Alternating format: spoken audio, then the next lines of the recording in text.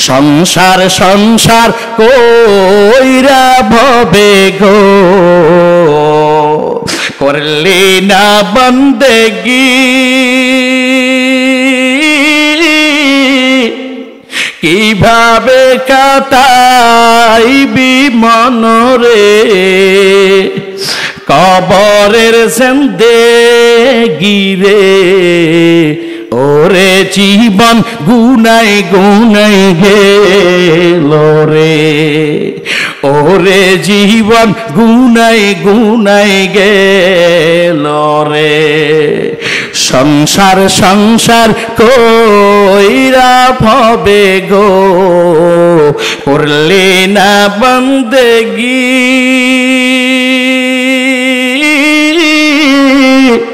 কিভাবে কাটাইবি মনরে কবরের জিন্দেগি রে ওরে জীবন গুনাই গুনাই গেল রে ওরে জীবন গুনাই গুনাই গেল রে নিঃশ্বাসের বিশ্বাস কইরা গো বারলি বাড়ি গো কোন দিন জানি আজরাইল আইসা রে করবে সবই পর রে ওরে জীবন গুনাই গুনাই গেল রে ওরে জীবন গুনাই গুনাই গেল রে কাজ করে সময় লাগাইতো সরমনের ময়দানে যাইয়া আল্লাহর ওলির খাতায় নাম বসাইয়া বান্দা যখন মরণ হয় ওই বান্দার চেহারাটা পূর্ণিমার চাঁদের মতো আলো হয়ে যায় জোরে কাও ঠিক কিনা এরে মুমিন চোখের সামনেই তো কত নজির চোখের সামনেই তো কত দৃষ্টান্ত ওই ঢাকা শহর মাওয়া ব্রিজের কাছাকাছি এক আল্লাহর বান্দা যখন মারা গেল বাবা যখন রিটায়ার প্রাপ্ত বাবা যখন মারা যায় এই সন্তানের ওই যখন সন্তান বাবাকে দাফন করতে আসছে পকেট থেকে ব্যাংকের চেকটা পড়ে গেল বাবার কবরের ভেতরে রে বাবা এবার চেক নাই নাই নাই কোটি টাকার চেক এই কবর থেকে না উঠাইলে সব টাকা বরবাদ সন্তান মসজিদের ইমামের কাছে দৌড়ায় ও ইমাম সাহেব ফতোয়া দেন এই টাকার চেক আমার কবরে রয়ে গেছে ইমাম সাহেব ডাক দেখায় এ সন্তান বাবার কবর খনন করা যাবে না আয় হায় সন্তান কে মানে কার কথা সরে বোঝে না ধর্মের কথা এ সন্তান রাত্র যখন গভীর হয়ে গেছে ওই সন্তানের বন্ধু মহল নিয়া ওই বাবার কবরের বারসে যায় অন্ধকার রাত বাবার কবর যখন খনন করতেছে আহারে খনন করা প্রায় যখন শেষ বাবার কবরের লাশটা দেখে না শুধু দেখে গোটা কবর ভর্তি একটা সাপ বাবাকে পেঁচিয়ে আছে সন্তান মাটির উপরে পড়ে গেছে বন্ধু বান্ধব দৌড়ায় কিরে দৌড়াস কা বলে বাবাকে দেখা যায় না সাপ ও মুমিন কিছু কবর তো এমন আছে যেই কবরের মধ্যে আযাব চলে দুনিয়ার মানুষ জানে না জানতেও পারবে না আল্লাহ দুনিয়ার মানুষের দেখাইবে না শোনাইবে না দেখবেন মাঝে মধ্যে গরুটা রশি সিরাত দৌড়াইয়া ফালাইয়া যায় এই মাঝে মধ্যে কুকুর হাউমাউ করে কান্না করে জোরে কণ্ঠে কিনা ওরে মুমিন ভাই কবরেতে একদিন যাইবা ও আমার প্রাণপ্রিয় যুবক বাবারে আমি যুবকদেরকে টার্গেট করে সারা বাংলাদেশে ঘুরে ঘুরে বলার চেষ্টা করি যুবক ভাই এখনো তোমার সময় আছে এখনো তুমি কেন আল্লাহরে চিনতে পারো না ইব্রাহিম ইবনে আদম যদি আল্লাহরে চিনতে পারে এ তুমি কেন চিনতে পারবা না তোর কপালে কি হেদায়েত নাই ব্যবসায়িক কত যুবক আল্লাহওয়ালা হয়ে গেছে ব্যবসা করে আল্লাহওয়ালা হয়ে গেছে এ চাকরি করে আল্লাহওয়ালা হয়ে গেছে গাড়ির ড্রাইভারি করে আল্লাহওয়ালা হয়ে গেছে কৃষি কাজ করে কত যুবক আল্লাহওয়ালা হয়ে গেল তুমি কেন হতে পারবা না রে যুবক ভাই কপালটা কি তোমার এমনই পড়ে গেল রে বাবা না না না ইব্রাহিম ইবনে আদম বসে আছে, ডাক দেয়া কয়, ও বান্দা তুমি খানা খাও কোথার থেকে? তোমার তো ঘরও নাই বাড়িও নাই। আল্লাহর বান্দা ডাক দেয়া কয়, যেই মাওলার আমি গুণগান গাই ওই মাওলাই আমারে নিয়মিত জান্নাতের খানা খাওয়ায়, ওই আল্লাহ আমারে খাওয়ায়। একটু পাওয়ার দিয়া বলবেন, আপনাকে আমাকে 3 টাইম যে 3 বেলা সুন্দর করে খাবারটা অ্যারেঞ্জমেন্ট করে সামনে নিয়ে আসে, একটু বুঝে থাকলে বলবেন, আপনার আমার মাতবাড়ির কারণে খানা পান না আল্লাহ দেয়? আরো পাওয়ার দিয়া কর। সন্দেহ আছেনি? সন্দেহ যদি হয়, আল্লাহর কসম যদি মনে করেন যে টাকা আবার আল্লাহ দিবে, খানা আবার আল্লাহ দেয়, না, এটা তো হয় না। খানা তো আমার ছেলে বিদেশ থেকে টাকা পাঠায়, খানা পায়। আমি তো কৃষক, আমি তো ক্ষেত থেকে ধান উঠায়া খানা খায়। আল্লাহ যেন খানা দিই আমার বুঝে ধরে না। যদি এমন কোন বান্দার অন্তরে কল্পনা জল্পনা হয়, আর যদি মনে করেন মনে হয় খানা আল্লাহ থেকে আয় না জমিন থেকে আয়, তাহলে কোনো সন্দেহ নাই, টাটকা তোমার নাম মুশরিকের খাতায় উঠে যাবে। টাটকা মুশরিক। এটা আমার বানানো কথা নয়, আমার মতো সলিমউদ্দিন কলিমউদ্দিনের বানানো কথা নয়, এটা আল্লাহর কথা। জোরে কোন কার কথা? আরো আসতে কোন? লোকমান হাকিম নাম শুনছেন না? যার নামে আল্লাহ তাআলা একটা সূরার নাম দিয়ে দিছে, তাসমিয়াতুল কুলবি ইসমিল জুস। আল্লাহ কয় আমি কোটা কোরআনের বহু সূরার বহু নাম দিয়ে দিছি, একটার নাম রাখছি গাভীর সূরা। এটার নাম কি সূরা? গাভীর সূরা। আরেকটা সূরা দিছি আমি লোকমান নামে একটা সূরা। ওই লোকমান হাকিম কত দার্শনিক ছিল তার ব্যাপারে আজকের আলোচনা নয়, আমি বুঝানোর জন্য বলছি। ভাইরা আমার, লোকমান তার সন্তানকে নসিহত করেছে। প্রথম নসিহত, ومن يشرك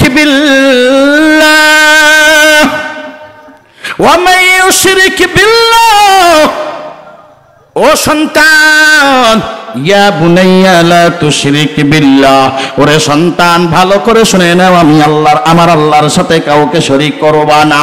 দুনিয়াতে যতদিন বেঁচে থাকবা আমার আল্লাহর সাথে দুনিয়ার কাউকে তুলনা করবা না।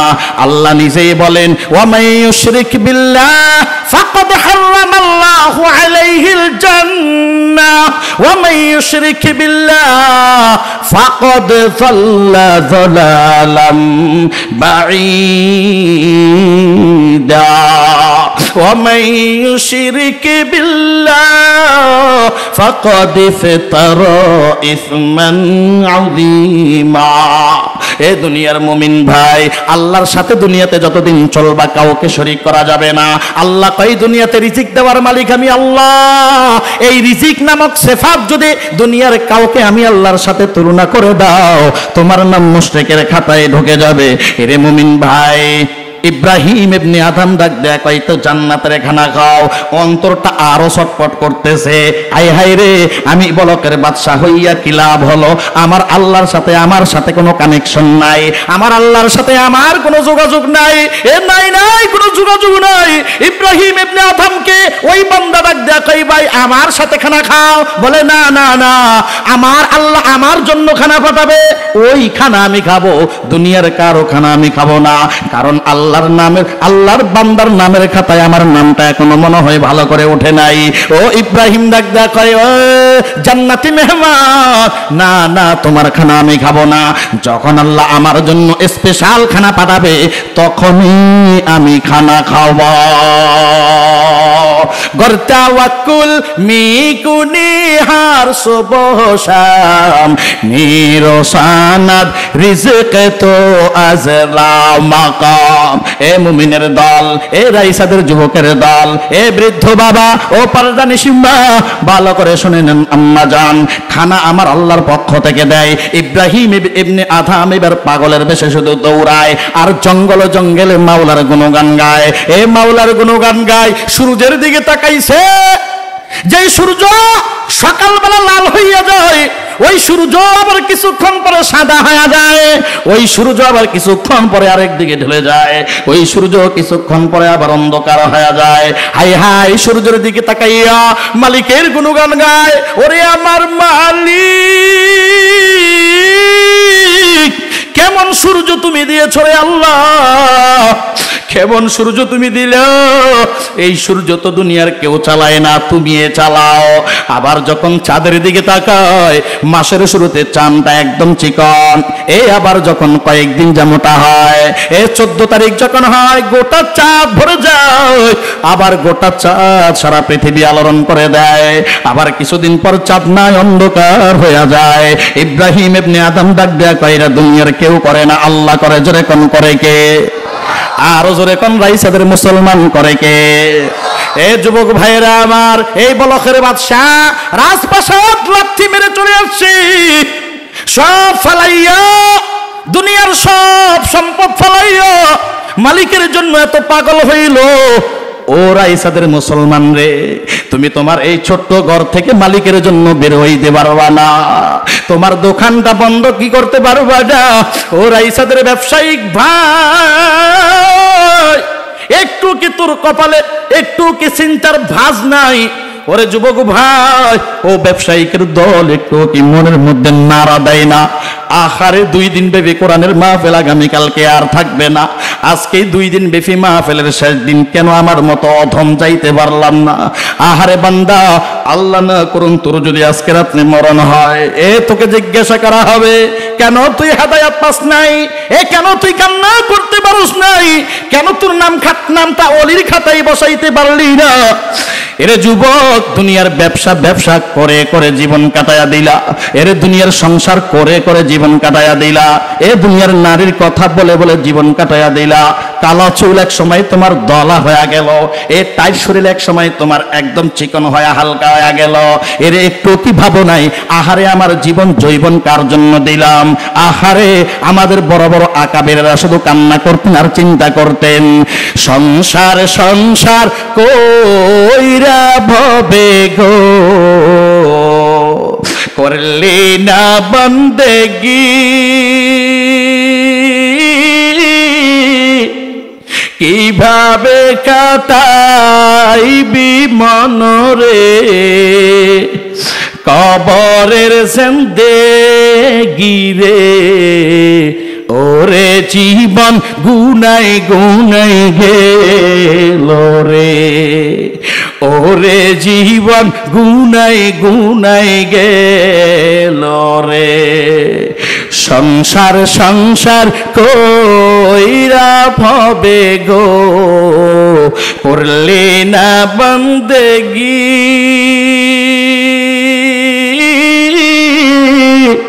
কিভাবে কাটাইবি মনরে কবরের জিন্দেগি রে। ওরে জীবন গুনাই গুনাই গেল রে, ওরে জীবন গুনাই গুনাই গেল রে। নিঃশ্বাসের বিশ্বাস কইরা গো বারলি বাড়ি গো, কোন দিন জানি আজরাইল আইসা রে করবে সবই পর রে। ওরে জীবন গুনাই গুনাই গেল রে, ওরে জীবন গুনাই গুনাই গেল রে। এই জন্য আমার প্রাণপ্রিয় যুবক ভাই, আজকে তুই জৈবন দেখবি, একদিন তুমি বুড়া হয়ে গেছে, একটু যোগ বিয়োগ কইরা মাথার সাথে বালিশটা লাগায় একটু চিন্তা করে দেখবি ও যুবক, এই 15 বছর 20 বছর কেমনে তুই কাটাইছো? একটু কি মনে মনে যোগ করেছো? কি পরিমাণ তুই তাহাজ্জুদের আমল করেছো? কি পরিমাণ তুই মালিকের নামাজের মাধ্যমে খুশি করেছো? এরে যুবক ভাই, আজকে ঘাড় বাঁকা করে করে তুই দৌড়াও, আজকে শরীরের ভিতরে বড় শক্তি, রক্তের বড় গরম দেখায়া দেখায়া তুই চলো, আজকে তুই দোকান বন্ধ করতে পারলি না, ওই স্বাভাবিক একটু সময়ের জন্য আল্লাহকে তুই একটু সময় দিতে পারলি না, একদিন তোর ব্যবসাও ধ্বংস হবে, তুই নিজেও ফানা হয়ে যাবে রে বাবা। একদিন তো কবরের যাত্রী তোমাকে আমাকে সকলকে হতে হবে, ওই দিন তোকে আর কেউ রক্ষা করতে পারবে না রে বাবা। ও আমার ব্যবসায়িক যুবকের দল, বাবা তাড়াতাড়ি আয়, ময়দানে আয়, এখনো তোমার জন্য সুযোগ আছে। ইব্রাহিম ইবনে আদহাম সব ফলাইয়া যদি মালিকের ভাই, ও যুবক তুমি কেন পাইবা না? তুমি কেন জিহাদ করতে পারবা না?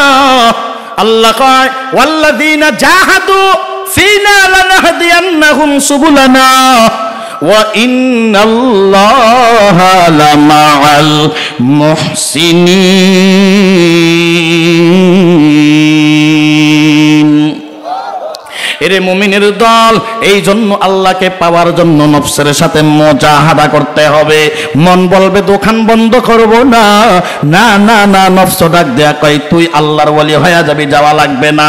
কারণ নফস তিন প্রকার, নফসে লাওয়ামা, নফসে মুতমাইন্না, ও যুবক ভাই, নফসে আম্মারা।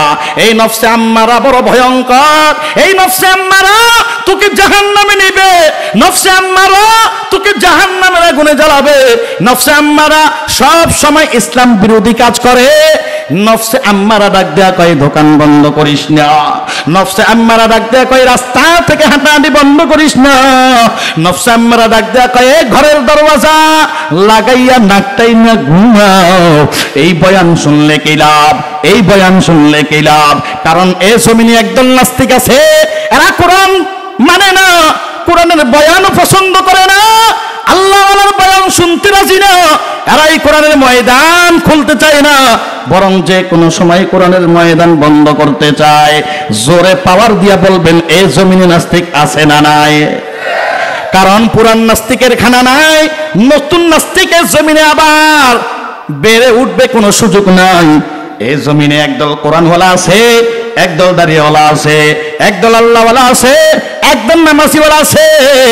এরা যখন নাস্তিকের দল, যখন কোরআনের বিরুদ্ধে কোনো কথা বলতে চায়, মাদ্রাসা মসজিদের বিরুদ্ধে কোনো কথা বলতে চায়, আমার মায়ার নবীর সুন্নত নিয়ে যদি অবমাননা করতে চায়, আমার মায়ার নবীর সুন্নত নিয়ে যদি ব্যঙ্গ করতে চায়, এই গোটা সোনার বাংলার ইসলামী তাওহীদি জনতা ঘরে বসে থাকে না, হাতের মধ্যে বাঁশের লাঠি লইয়া এরা রাস্তায় নেমে যায়। জোরে কাও ঠিক কিনা? বাঁশের লাঠি লইয়া রাস্তায় আন্দোলনে নেমে যায়, যতক্ষণ পর্যন্ত ওই নাস্তিকের, ওই বেঈমানের, ওই ইসলামের দুশমনের, মায়ার নবীর দুশমনের আলাদা ট্রাইব্যুনাল কায়েম না করিয়া যতক্ষণ পর্যন্ত শাস্তি না দেওয়া হয়, ততক্ষণ পর্যন্ত মুসলমানের সন্তান ঘরের দিকে ফিরে না। জোরে কাও ঠিক কিনা?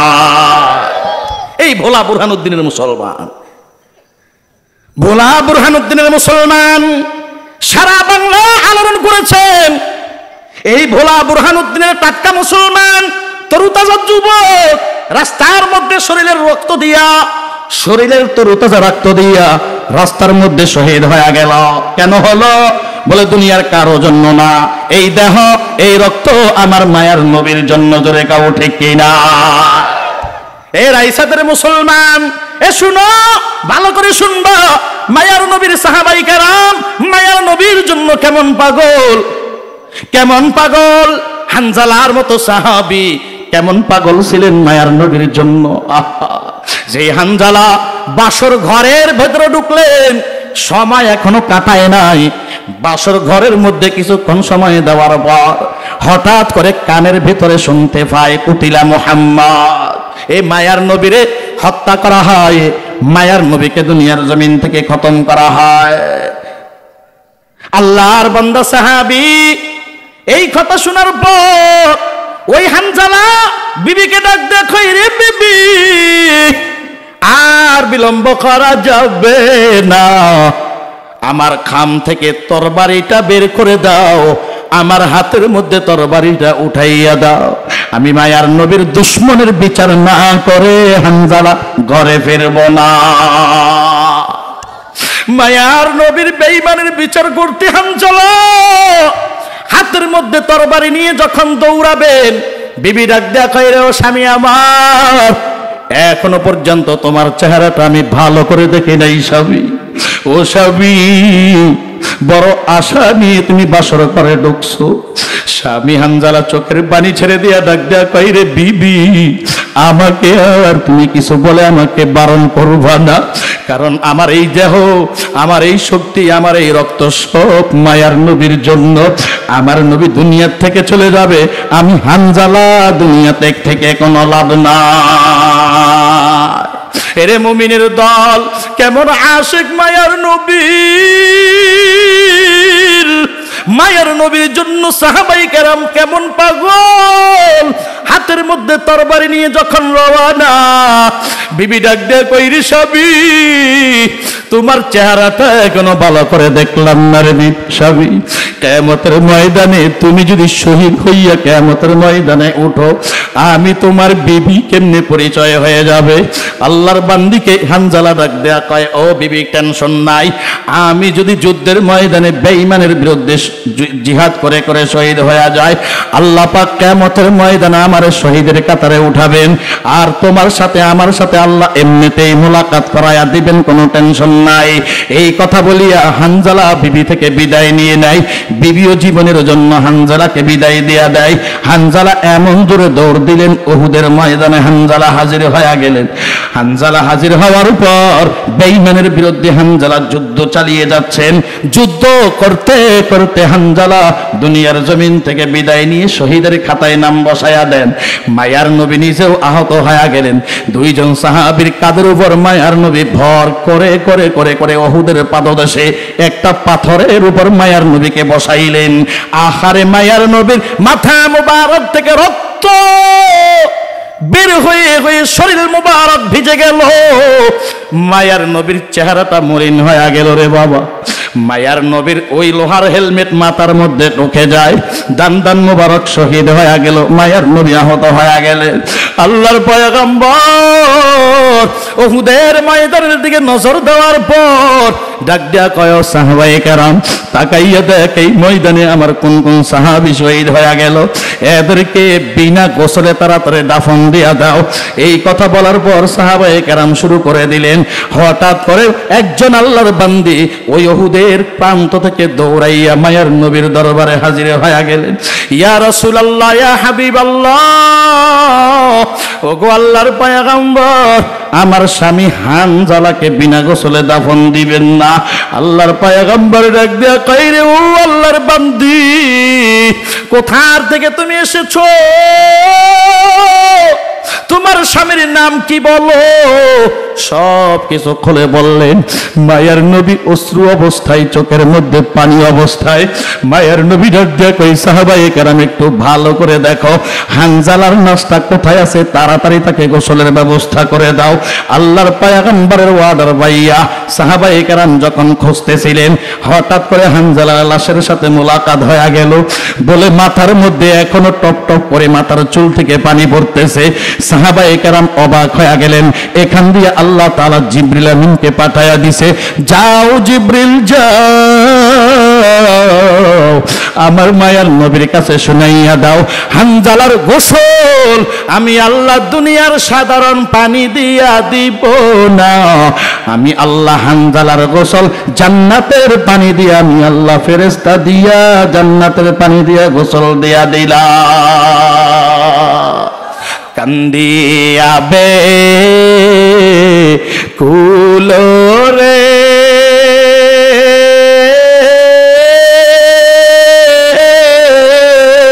হানজালা শহীদ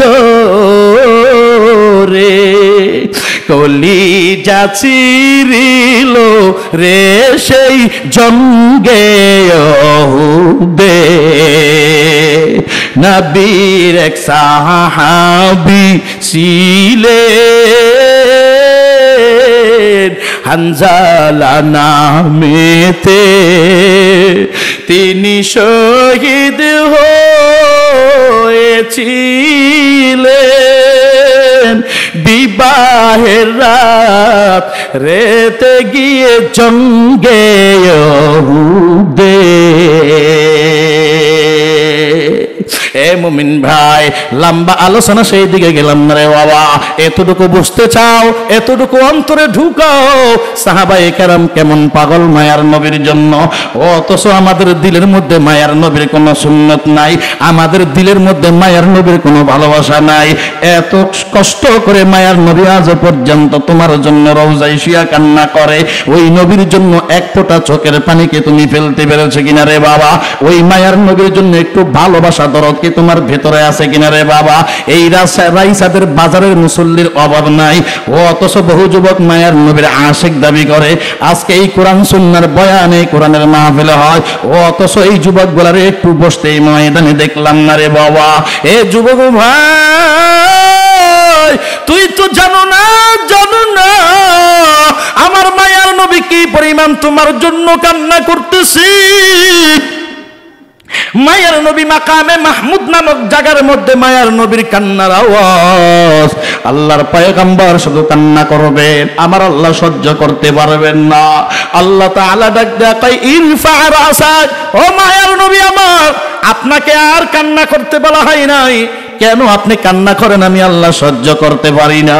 কারণ নবী গো, আপনি দুনিয়াতে কম কান্না আপনি করেন নাই, উহুদের ময়দানে এত কান্না করেছেন, তাইফের ময়দানে এত কান্না করেছেন গো নবী। ও নবী, আপনার শরীরে মশা মাছি পড়া হারাম। ও নবী, আর পরও ওই তায়েফের কুলাঙ্গার যুবক আপনার শরীরে ক্ষত বিক্ষত করে ফেলেছে গো নবী। এত কান্না আপনি করেছেন, এখন কেন আপনি কান্না করবেন না? আমি আল্লাহ সহ্য করে নিব না। ও নবী, আপনি মাথা উঠান, আপনি যা বলবেন সাথে সাথে আমার আল্লাহ পূরণ করবে। এ মুমিন ভাই, মায়ার নবী ডাক দেয়া কইরে, আল্লাহ আমি মাথা উঠাবো, কোনো সন্দেহ নাই। আগে তাড়াতাড়ি জাহান্নাম ফিরান, জাহান্নাম ফিরান। এত ভয়ঙ্কর আপনার জাহান্নাম রে মালিক, 70,000 ফেরেশতা গলার মধ্যে শিকল লাগায়া পিছন দিক থেকে টানতেছে, তারপরেও ধরে রাখতে পারে না রে আল্লাহ। এক একটা আংটার মধ্যে আবার 70,000 ফেরেশতা টানতেছে। এত ভয়ঙ্কর জাহান্নাম হাও মাও করে আগায়। জাহান্নাম এত ভয়ঙ্কর, জাহান্নামের পেটে বড় ক্ষুধা। এরাই সাদের মুসলমান গো, আজকে বানানো বানানো কথা তোমার কাছে মনে হয়। একটু অপেক্ষা করো, একটু অপেক্ষা করো রে যুবক ভাই। যারা মনে করো এরা বানানো বানানো কথা, না রে বাবা না। লিমানিল মুলকুল ইয়াউম লিল্লাহিল ওয়াহিদিল কাহ্হার। একটু অপেক্ষা করো, ওই দিনের কথা। ওয়ামতাজুল ইয়াউমা আইয়ুহাল মুজরিমুন, একটু অপেক্ষা করো ওই দিনের কথা। আল ইয়াউমা নাখতিমু আলা আফওয়াহিহিম ওয়া তুকাল্লিমুনা আইদিহিম ওয়া তাশহাদু আরজুলুহুম বিমা কানু ইয়াকসিবুন। এরা যুবক ভাই শুনো শুনো, ওই দিন তোমার কোনো বাহাদুরি থাকবে না, সব বন্ধ হয়ে যাবে। আল্লাহ বলবে, হাত তুমি সাক্ষী দিয়া দাও, ও পা তুমি সাক্ষী দিয়া দাও, ও চক্ষু তুমি সাক্ষী দিয়া দাও। কোথায় কি গুনাহ কাজ তুমি করলা রে বাবা, কোথায় তুমি কি আকাম কোকাম করলা। ও অতএব ওই দিনটারে ভালো করে স্মরণ রাখবা রে বাবা। ওই জাহান্নামে তো ভয়ঙ্কর করে সামনের দিকে আগাবে। আল্লাহর পয়গম্বর বলবে, আল্লাহকে জাহান্নাম ফিরান, তারপরে মাথা উঠাবো। আল্লাহ বলবে, ও জিবরিল যাও, জান্নাতের মধ্যে পানি আছে, পানিটা তাড়াতাড়ি জাহান্নামের গায়ে ছিটাইয়া দাও। জিবরিল আমিন অনুমতি পাইয়া এই সামান্য একটু পানি জাহান্নামের গায়ে ছিটায়া দিবে। ওই জাহান্নামের গায়ে ছিটায়া দেওয়ার সাথে সাথে জাহান্নাম পেছনের দিকে ফালাইয়া যাবে। জাহান্নাম নাই নাই নাই, জাহান্নাম চলে গেল। মায়ার নবী মাথা মোবারক উঠায়া তাকাইয়া দেখবেন জাহান্নাম ধারে কাছেও কোথাও নাই। আল্লাহর পয়গম্বর ডাক দেয়া কয়, ও মহান মালিক,